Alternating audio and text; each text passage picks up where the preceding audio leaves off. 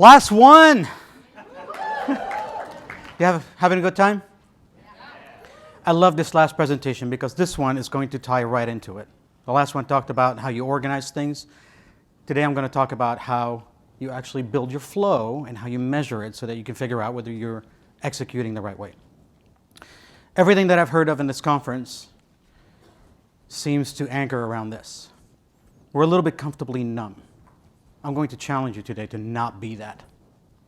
So, let's review a little bit. For some reason, you're the one person that everybody holds accountable when something goes wrong. That really shouldn't be the case. The way that you work, you sometimes can't explain it. But you work that way because that's the way you've always done it. And I'm going to ask you to think differently. And yet, through all the pain that we go through all this numbness, we just keep going. That's because we have to. Our teams have to. We deliver in spite of the problems that we have because we're that good at what we do. But it really should be a lot easier. And then, when we talk about easing the pain, what do? Buying pizza. Because everything feels better with food, right? But there's got to be a better way. So what do we deal with? We deal with scope. We want to make an investment into the client. We hope to build a relationship. We hope for a lot of things like that. Then resource allocation. We have to deal with these things. Oh my gosh. I have another project fire. So I'm going to take your person here. I'm going to put it on another project. Now you go deal with it. Now both projects are breaking down. And we also treat people like resources. You know, I came from the IT world when I first started, way back then, in college. I was in IT and I had resources. My resources were TV screens, VCRs, printers, computers. But today people are resources. Really? We need to treat them like people. And then your culture. Every time we do that, we push the envelope and your culture starts suffering. And then people leave. Attrition goes up. People get ticked off. And we're still fighting to deliver these projects. Some of the things that we fight with are lack of process. We create a process, we execute it. Woohoo! Everything went great. We try to do it again, it fails. But we don't know why. And often, when projects are not going well, the loudest voice is going to win. Who's the loudest voice? Is it you? Probably not. Probably the developer who's completely ticked off, or the designer who just wants their way. It doesn't have to be that way, guys. And we also have missed promises. So all these things, we want to invest into the client. Everything's going to be great. We end up with an unhappy client that probably got the thing that they paid for, that costs us a ton of money to get it there. And in the end, they're not going to come back because the delivery experience was just not that great. And now we have a culture collapse. We have hero culture that thrives. We bring in the person that's going to save us at the last minute to get this thing out there. But we're not learning anything. You're not learning anything. You're always constantly in a position to have to fight this stuff, and it's not cool. So we've really become uncomfortably numb here. Your team fights you instead of delivering value. And the client starts getting angry at you because you're not delivering the value. And yet, you're not doing the designs, you're not coding, but you've got to get them there. That's our job. So I want you to think about how we're going to give your team and yourself an opportunity for a fighting chance. First thing is, in the absence of process, people tend to create their own to make their lives easier, including you. How do I get past this? I've got this pain, so I'm just going to make shit up just so that when I go home tonight, I can say I've done my job and I really don't care. That's sometimes with disastrous impact to the business and to their coworkers. So we need to stop that. We also tend to look and measure the wrong things. So let's consider a real company with 1,600 employees here. As PMs, if I showed you this, and I said that's the velocity and that's how your team is performing, who in this room doesn't want their team to improve their performance to 400%? I mean, by all measures, this metric is really awesome, isn't it? Anybody want to guess what company this is?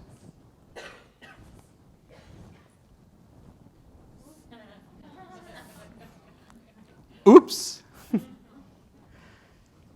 The fact is that we focus so much on measuring the wrong things. We focus so much on velocity. I mean, heck, most of us sometimes will have SOWs that have, you shall put X number of points in your, per sprint or whatever it is. I mean, but what are we delivering? I can deliver points all day long, but I can also deliver garbage. Why are we doing that? Because that's how we've been programmed to work.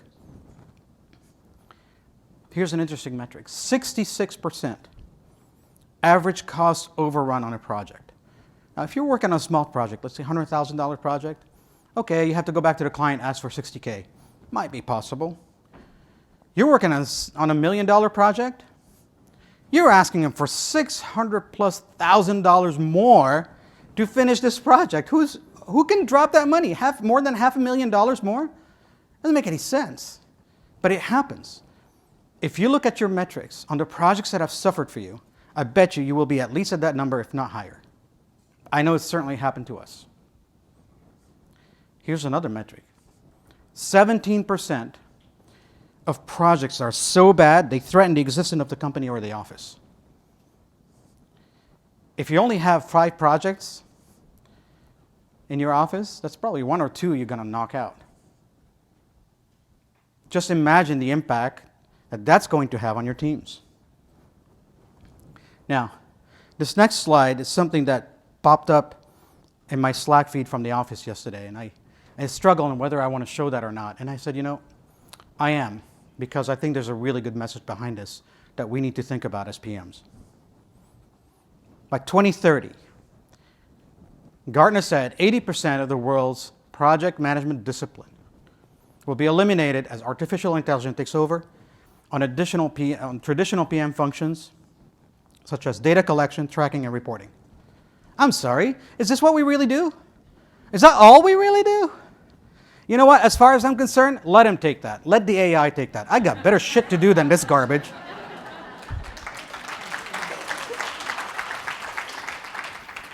So look, there's a way out of this. Process design and removing waste is 100% under your control. Every team that I've worked with, I've said constantly, focus on the waste. Where are you wasting time? This is not about Scrum. This is not about Agile. The solution is not about using frameworks. It's about focusing on the waste. So, 1, stop measuring the wrong things, or you'll end up with this. While velocity or throughput and all that is important, it is not the only thing.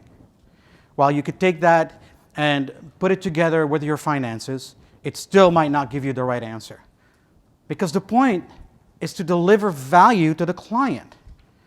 We don't want to just deliver a project. We need to deliver a product, something that actually works that the client is really happy about. We just talked about it with Erica. Right? The point is to not sit down and say, here's my spreadsheet. Hey, everything's hunky-dory. No. The point is to have something the client is happy about at the end of the day. So stop doing things because we've always done it that way. Get uncomfortable. Stop using frameworks because that's what you do. This is going to be a little bit harder because the first thing we do when we get to a company is they say, okay, yeah, we're Scrum, we're Agile, and we do sprints. No one ever asks why. No one ever asks if it's the right thing to do. Stop being the ones who tell people what to do or how to work. That's just not a job description. People at work are not your kids. I might tell my kids what to do and how to work. But we're adults. Treat people like adults, right? You want to be treated like an adult. You shouldn't be in a position to constantly have to fight emotions of people in order to get the work done. You've got to collaborate and talk about it. And please stop labeling yourselves. I know we're at Digital PM Summit. I don't care if you call yourself a digital PM. I don't care if you call yourself a Scrum Master. I don't care about any of that. It doesn't really matter. To me, every single one of you is a leader. So just freaking lead. Leading delivery is what you should focus on.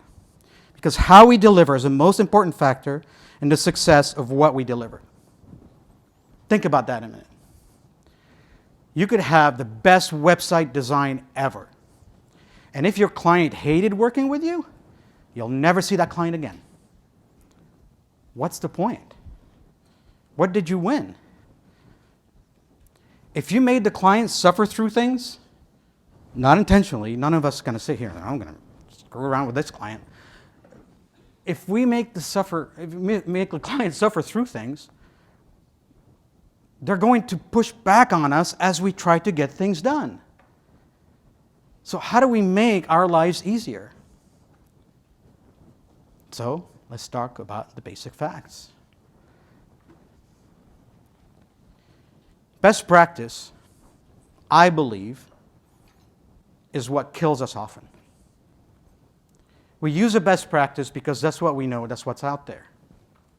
But we apply the best practice without really thinking about how it affects us. Is it a best practice for us? It's somebody else's best practice for sure. That's okay. But then what? If that best practice is causing us problems and it's very difficult for us to get our work done, it really isn't a best practice. It's the wrong practice. Scrum. So there are 3 things about Scrum as an example. It's lightweight, it's supposed to be simple to understand, and hard to master. It was originally built so that it helps development teams put stuff out. But what do? We ask creatives to work in sprints. What creative around you likes to work in 2-week increments or thinks in 2-week increments? Seriously? Right? Creatives think continuously. So maybe Kanban is a better approach for that. Maybe waterfall is a better approach for that. Don't throw tomatoes. Right? The fact is that just because Scrum and sprints are out there, it doesn't mean that we apply it to every single thing that we do. I don't care if NASA's using it. And then we try to grow this thing. We never think about scaling. Our team, we have a small team, nice little project. Now somebody big comes in, and you need to spin up 3, 4 teams, and you have to work with their teams. And you end up with this garbage. Do you know what can happen if you use a framework that you don't understand that is that big and that complex? It'll completely change your culture. All of you work for your companies because you like how you work. You like the company, you like how you interact with people, you like the culture, you like the Tuesday lunches, all this stuff. Then you bring this. I mean, look at Erica's experience. Try this with Erica's approach. You're getting further away from where you need to be, which is customer centricity. Don't apply things just because some consultant comes up and says, do this. No, you don't understand my culture, so until you understand my culture, don't do this. So spend as much time understanding how you work as you would managing your margins, schedules, project plan, doodling with spreadsheets, people allocation. If you spend just as much time as doing that, I am sure that you're going to find improvements in efficiency with your teams. I'm going to show you in the next section how to do that. The other rule is, give the delivery experience the same consideration we give project and product experience. There's no reason why you can't do that. And you know what? As a PM, I would rather focus on what does the flow look like rather than, did you submit your timesheet? you know, I mean, we have to do that, but at the same time, that's not the important part. The important part is delivering it correctly. The important part is that we can all go home at a decent hour so we have a good life balance. The important part is that when you go up to your colleagues that you're leading, the teams that you're leading, and you say, hey, I'm having a problem, here's what we need to change. They say, hey, okay, yeah, sure, no problem, happy to help. Instead of, I don't have any time, what do you want from me, right? Who cares? That's not worth it. Engage your colleagues to design this delivery experience. Don't do it yourself. Lead them there. Because as PMs, I'm sure every single one of you in this room said, okay, I'm going to take some notes on this because I'm going to design this thing and I'm going to go in on Monday and tell them, there you go, do this. And it's going to be wrong. They understand how the flow should work. You should understand how the whole structure of the flow should work. And one last thing. Get out of the damn spreadsheets, people. Seriously. How many more spreadsheets do I need to see that use every single possible frickin' equation in Google Sheets in order to manage a project or to do different things? There are tools out there to do that. Yeah, you don't have to use 50 tools to do it. But oh my God, a spreadsheet is for finance. It's not a Kanban board. Like, spreadsheets don't give you visibility into your work. In fact, when you use spreadsheets, you lose work. You make mistakes that you don't even know you made.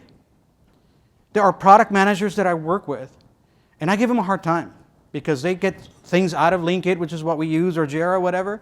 They put them in spreadsheets because it's easier for the client to look at. BS. I know for a fact that we've seen comments from the client who have said, oh, you're in Linkit. That's great. I wish we used that from the beginning of the project. That's a lot faster than a spreadsheet. Don't do that. Right? There's places to use spreadsheets. By all means, do that. So, let's see how we change this song a little bit. You and your teams are not the problem. You have to understand that. Okay? The problems that you're fighting, in fact, happen way upstream. They start when you meet the client, there's an RFP, and you start writing an SOW. If you don't understand the process of where it starts and how you start executing it at the team level, you're going to keep having problems. So try to get ahead of it. Every single one of you is involved in an SOW. Every single one of you is involved in an RFP. Fix it. You want to protect your teams? You want to make their lives better? That's why you make it better. Second, you've got to optimize the whole. Now, this gentleman, his name is Chris Bexford, and that's me staring at him like smugly, I guess, if you will. I learned a little woodworking from him, and he's sitting there like sawing this dovetail, and I noticed the saw that he was using, and I said, hey, Chris, you use this dovetail saw from this particular maker. I use a different one. He goes, yeah, I use yours, but you know something? It takes me 2 more saw strokes to get to the bottom of my dovetail with your saw. And I said, yeah, so? He goes, when I build a cabinet that's got 400 dovetails, you can multiply that up over time and not cost me money. And so, if I want to get that piece of furniture out of my shop, I need to be as effective as I can. So it's not only about working fast, it's about working efficiently. It's about using the tools that save you time to get the work out there. The less time you spend on your tools, the less you spend in your spreadsheets and everything else, the more time you can focus on the team, the more time you can focus on yourself. There are 3 things about the process. 1, you've got to make it sustainable. It's got to be predictable, and it's got to be repeatable. If any of these 3 are missing, it will not work. Think about it for a minute. If I can sustain a particular velocity, right, or throughput, whatever it is, that's great. But if it's going like this, and everybody's having a hard time, we're having to work long hours, then it's not predictable and it's not repeatable. If something's not repeatable, chances are it's not going to be sustainable. And if something is not predictable, then you can't sustain it and you certainly don't want to repeat it. So, what do we do? The simplest thing is start with what you know. What does that mean? Go to work, sit down, get your team in the room, and write out on a white wall, on a big notepad, whatever you want, exactly the steps that it takes to execute a project. I guarantee you one thing that's going to happen. You are going to argue for about 4 to 5 hours on how you work. Because there's not one person in that room that you're going to pull in that understands it end to end. And that's a problem. That's your first root cause. But after that much time, and once you write it out, there's going to be a bunch of aha moments. They're going to say, oh, you do that here? Oh, I didn't know that. Huh, that's really interesting. What that's called? It's called a value stream analysis. Brett talked about it in his workshop. It comes from the auto industry. Toyota builds a car, and it goes through all these steps. They're very defined, and through every step you measure what's going on. But these steps are really understood. They are repeatable, they are sustainable, and they are predictable. So I'm not telling you to go change how you work tomorrow morning. But what I'm telling you is document how you work so it becomes really obvious to you. If you don't think we did it, we absolutely did. Now, if you take this flow and apply it to you, what's going to happen? It's not going to work. Why? Because you don't work the same way we do. You don't have the same projects, you don't have the same people, you don't have the same makeup. Doesn't matter.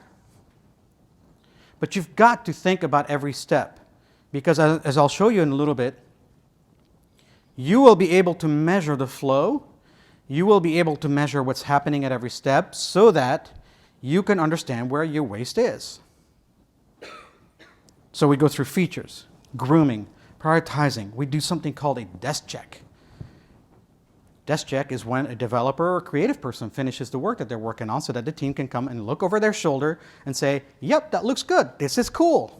Or, nope, you missed a little thing here, before we show it to the client, before we get that feedback and then get a whole bunch of reports and the client's completely ticked off that, we're being sloppy. And it's perfectly okay to do a desk check. If the work is not complete, it's fine. I love to hear that. But the point is, every step of the way here is simply a guardrail and checks and balances for how we get our work done. In the previous conference that I talked at for these guys, they talked about, I forget the person's name, but she talked about how surgeons have a checklist to make sure that they don't forget things inside people, right? Make sure the surgery goes well. Look, we're not saving lives here, clearly, right? But this is our checklist. Make your checklist. Make sure we went through it. Because you know what happens when any of our teams don't follow this flow? I can immediately tell in the tools that we use that something is not quite right. There are signals that go up that tell me, hang on, something's funky here. You should go look at this. Somebody's not following the flow and it's going to be a problem. And I'm right every single time. And I don't sit with a lot of my teams. I mean, we have 8 different offices spread across the world, 1,600 people. Who's got time to go visit every single project? I've got to have visibility. And if people don't follow the flow, there's not going to be visibility.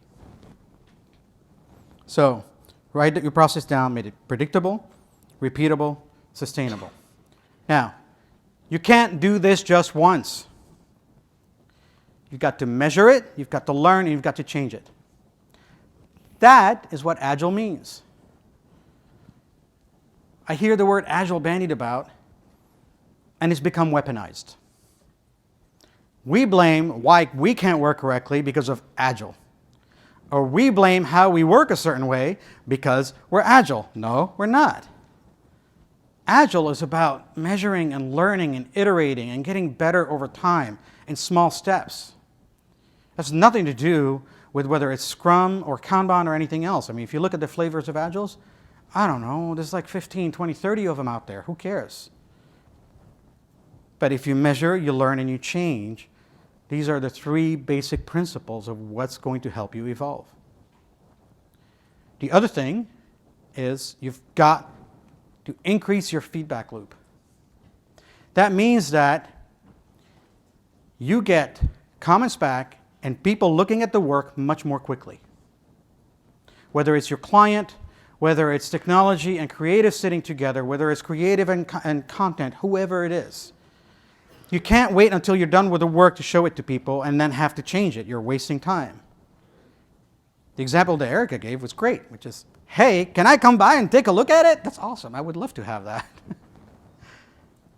That's precisely what she's talking about. If you increase that feedback loop, you waste less time. And if we remove waste, we catch the problem sooner. If we catch the problem sooner, we can act instead of react constantly. And always, always look to simplify. Look, our heads are process heads. This is how we think. And as soon as we find a problem, we want to add another marker, another gate, or something that we need to check on so that this problem doesn't happen again. But that's actually counterintuitive. What you need to do is you need to look at the root cause. So if something happened, why did this happen? What is the root cause of this thing that happened? Go fix that, and chances are your process will be too complex. So simplify your process instead of making it more complicated. You've got to trust your team. Don't put things in place because you think they're going to make a mistake. Don't play defense. Trust them. If they make the mistake, let them make the mistake. Because then that's how they learn. I've worked with people who say, you know, I really want to protect my team. I don't want them to make a mistake. I don't want them to fail. And I said, well, yeah, because then you would feel like you failed. And that person said, well, yeah. I said, no, you failed because you didn't let them fail. They didn't learn anything. Now that person has to constantly keep fixing things. Don't do that. Let them fail, because once they fail, they will learn why. Engage them in why they failed. Engage them in understanding the root cause. Engage them in finding the solution. And then when you look at the flow, and you say, well, it failed over here because we didn't do X, Y, Z. Okay, well, why didn't we do X, Y, Z? Well, because something happened upstream and it's broken. Great, go fix that. Simplify things. And keep thinking about how the flow will scale. You cannot take something like Scrum, for example, and then just blow it up. We add like 5, 6 teams and we do Scrum of Scrum and Scrum of Scrum of Scrum and Scrum of Scrum of Scrum of Scrum, whatever, right? I mean, come on. I mean, how top heavy can you get? It doesn't work. Here's an example. You start small. How are your teams organized? Who is on your delivery team? And who's running the governance? Right? Who's responsible for the communication? And then a bigger client comes along and you have a bigger challenge. So you grow it. But think about how you're going to grow it. Don't just take this and say, I'm just going to grow the heck out of it. It's going to be great. Because Robert had it in a presentation. You've got to think about how it gets bigger and how it's going to get even bigger, which is like that. Right? So how much work can each tier handle? When I showed the flow earlier, that whole structure has got to support the flow. I don't want to change the flow in order to support the structure, right? It's got to be the other way around. You work a certain way, you know it works. How do you fit it? Right? Work around it. In this case, right? So we've said, great, we're going to have a product team, and a product team can only handle 2 Scrum teams. That's it. And if you want to add more Scrum teams, then just put in another product team and then have them handle that. Because that's how you're able to balance the work. That's how you make the flow work. Now, we also focus way too much on efficiency. Efficiency is not the name of the game. You've got to measure what matters. What we looked at earlier, we weren't measuring what mattered because we just wanted to push stuff out. So I'm going to give you 4 metrics that I care about. But these 4 metrics are not going to fix things for you. They're just going to be indicators. Metrics are indicators. These metrics come from lean. So the first one is cycle time. You're thinking, huh? Really simple. If you think about the steps that you go through, so our long big snake that we had before, the chutes and ladder picture. If you think about it, when we go through design, develop, test, deploy, that's one evolution of a story or an epic or whatever that went through it. That is the cycle time. Cycle time will always vary depending on the complexity. So, you're working on something and it's kind of a small, right? You size things, everybody sizes things. Or a medium, and then a medium is never going to be a specific amount of time. Have you ever asked for an estimate for something that looks like something else and it's always the same amount of time? It doesn't happen. But you've got to understand there's going to be variability based on the complexity. And there's always going to be a range for this particular metric. So when a developer or a creative person looks at it and says, well, that's a medium, what they mean is that it's between X and Y, and it's not exactly like a number in the middle. But you've got to track it in order to understand what it is, and don't ask them how long it takes. Because when you ask them how long it takes, they're going to say, oh, it takes me like 3 minutes. 3 days later, they're still not done. Why? Meetings, everything else. And guess what? Client feedback. Client feedback comes back, they fix it in a couple of minutes, or it's wrong. Well, it's no longer 3 minutes. People are really bad at estimating. When we talk about accurate estimates, seriously, it's an estimate. I think that's a great oxymoron if you ask me. Don't look for precision. It's not about precision. It's about ranges. Here we go. Here's an example. So it's variable. This is a small. When your designer works on something and they say this is a medium, you've tracked the metrics. It's between 10 and 14 days. That's all you need to know. It's a medium. Thank you. Bye. Now as a PM you can say, aha, that's going to take between 10 and 14 days because I know the client's going to give us feedback. I know we're going to go through 2 rounds. That's what we usually do. And I know that this person's going to have to fix it and do everything else with it. Don't ask people to give you estimates. Let the system do it for you. Throughput. Sometimes you'll call it velocity. So if you're using velocity, meaning you're using story points and all that, I don't use them. I like to see the workflow. Fine, use that. I prefer to use throughput. And throughput simply is, how many times am I going to do the cycle time over a certain period of time? So if I'm working in 2-week increments, whether it's an iteration or a sprint in the terms of Scrum, how many times can I go through the cycle time, which means that how many times I'm going to push the cards through in the period of 2 weeks. And then what do I do? I take each card with its size and I figure out, okay, this medium went through an X amount of time.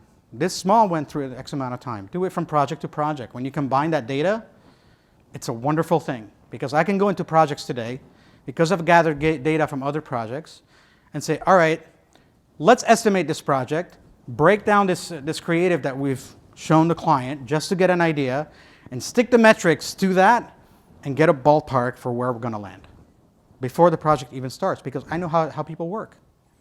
They're the same people who are executing my work. I have the data. I don't have to ask them. So throughput will indicate the predictability of your flow.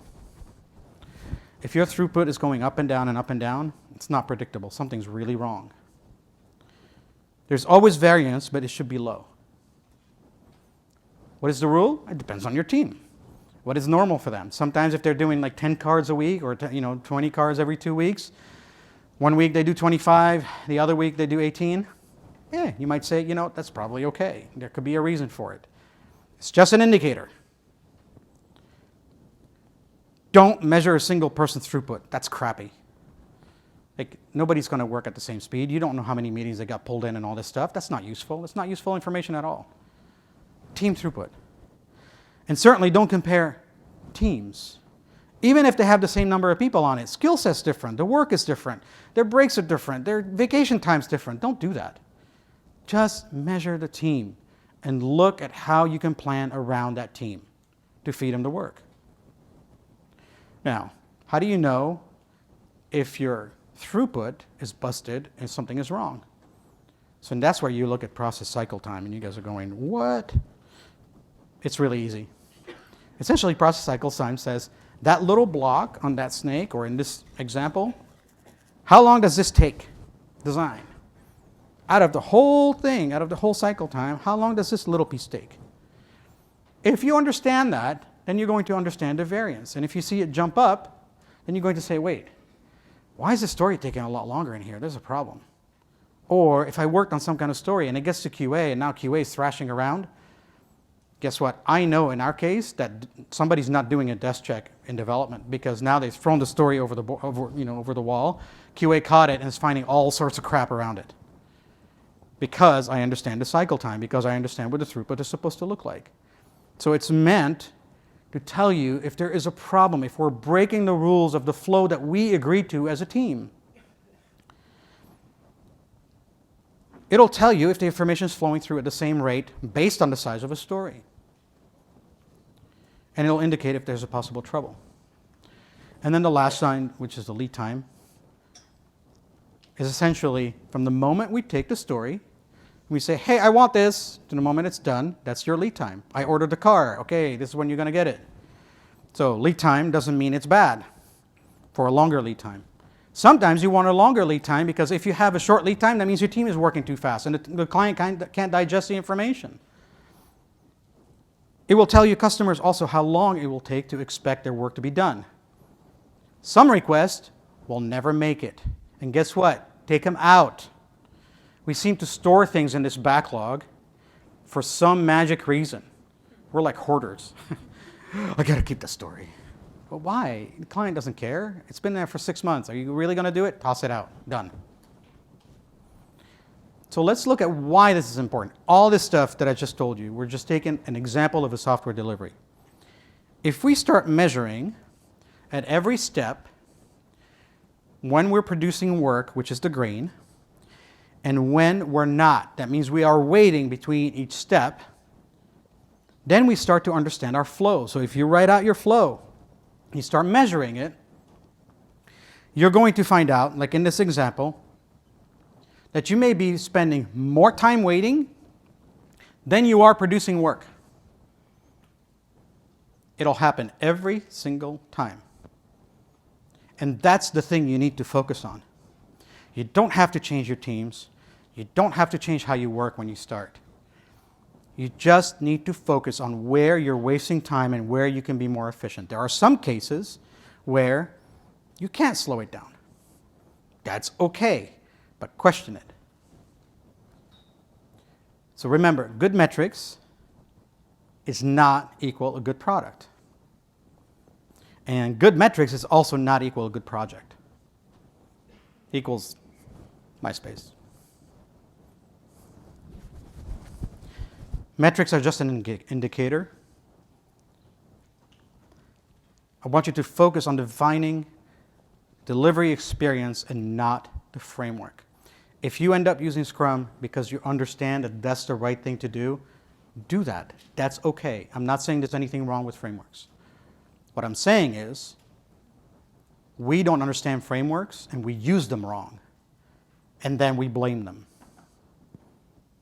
It makes our lives harder. Understand your flow. You've really got to do that. So here's a little story. Client we're working with, we went in, did exactly the exercise that I just talked about. We drew out their flow. We saw the whole thing. I asked the team to tell me how long it takes between each and every step.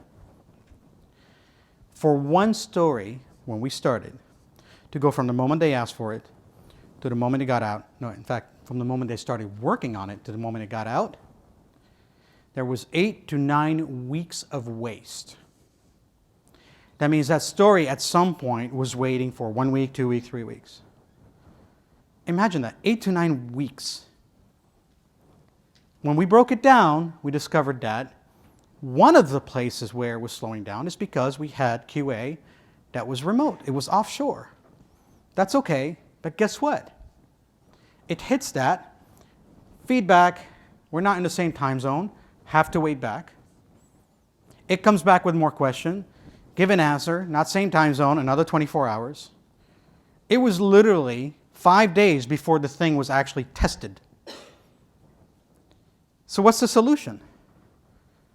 Bring a QA and have them sit with the team so that that person can help the team a little bit while the other people, like when they're off time, right, they can test some more. That whole process went from like 5 days for one card down to an hour. We looked at the whole process one by one, and I promise you, within a month, we had a 40% improvement in throughput for the team. And we didn't change how they were working. They were in Scrum, they were in sprints, it was fine. We did some more later, so it sped it up. Today, instead of it taking 3 months, that team deploys 3 times a week. That's a big difference. And you know what? That team's not any bigger. In fact, it's a smaller team than when they started. So a 40% improvement because you're working smarter. 40% improvement because you've written out your flow and you understand what's happening to it. You understand where the waste is. As a PM, you're focusing on how do I get this thing delivered at a better pace? Your team is going to love you for it because you're removing all these obstacles. These are the obstacles you need to remove, not the client feedback taking too much time, although that could be a waste, right? And if the client feedback is part of the waste where it takes 4 or 5 days, then talk to the client and say, here's what's happening. And if you don't give me feedback fast enough, I'm not going to be able to increase my throughput. You're not going to get what you need. Or you're going to have to pay more money for it. So that means that you can do 60% of the, you can use 60% of the original team to do the same work. But that also means that you have a 40% increase speed to market like that. I invite any of you to try it, and if it doesn't work, I'll help you with it. Seriously, because I've seen it over and over and over, and it works. It's a very good reason for it. Leaner teams, whoa, what just happened? It's done with me. I'm almost done, in fact, but.